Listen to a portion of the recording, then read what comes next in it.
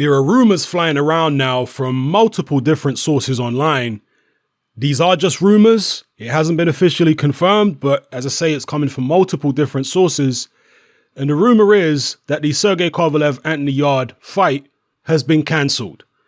Now, I did talk in the past about the possibility of this happening, given the fact that Sergey Kovalev has a pretty serious legal issue hanging over his head. And I'd mentioned the fact that in a recent interview, Frank Warren said that if Sergey Kovalev was stripped of his title for not being able to defend it against the mandatory challenger Anthony Yarde, that Yarde would then face the next highest ranked available contender for the vacant belt. And I also spoke of the possibility that Frank Warren, Tunde Ajayi, etc. knew all along that Sergey Kovalev was unlikely to be able to follow through on this fight because of his legal situation. And of course, we've been awaiting an official announcement on Kovalev versus Yarde for quite some time now. And there is not a long time to go between now and when the fight was supposed to be happening, I believe in June. So is this exactly what we're going to get from the situation? Is it a case of Warren, Tunde Ajayi, etc., knowing what was going on with Sergey Kovalev, firmly believing that he wouldn't even be able to go through with the fight, but therefore using Kovalev's name as a bit of publicity? I can't say that that is the case for sure, but I don't think it's an unreasonable bit of speculation given the circumstances.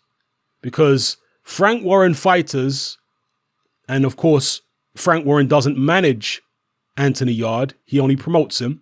But nonetheless, Frank Warren fighters are typically moved the traditional route: British, Commonwealth, European, and eventually world. Tunde Ajayi has got on his soapbox on numerous occasions and said how he doesn't do things the traditional way because he knows better, basically. Yarde has been fighting very low quality opposition, which is fine. If you want to move him in this untraditional way, you want to make up for the fact that he hasn't had a lot of amateur fights and allow him to learn on the job as a pro, moving very slowly, matching very carefully, that's fine. But to jump from facing the Travis Reeves of the world to fighting the Kovalevs of the world is a feat that not too many boxing fans believed that he could achieve. And a lot of boxing fans, experts, fellow boxers felt that it was unwise to take Yarde from fighting a Reeves and put him straight in with Kovalev in Kovalev's own backyard, no less.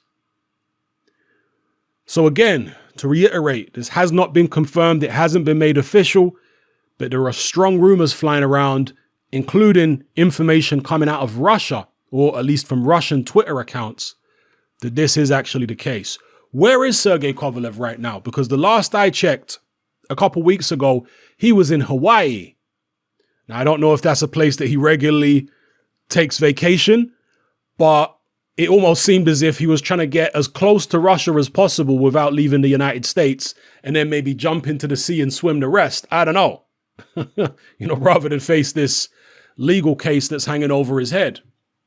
So we'll see what happens here, people. Maybe it's all BS and the fight's going to go ahead and there's an announcement imminent, or maybe by good fortune, some would say, at least for Anthony Yarde, Kovalev will not be able to go through the fight, will be stripped, and Yarde will fight somebody nowhere near as formidable as Kovalev for the vacant belt, perhaps in the UK. And again, some might say that this was the plan all along.